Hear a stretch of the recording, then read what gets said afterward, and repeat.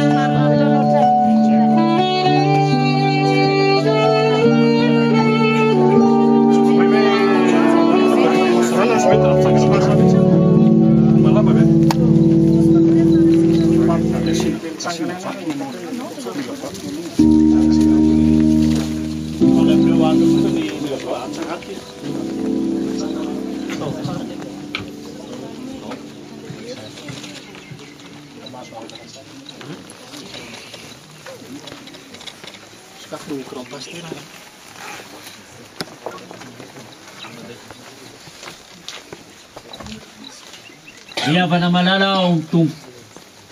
Sitrak'Andriamanitra ny antso ny malalany. Dia matoa zakarovoly fanja.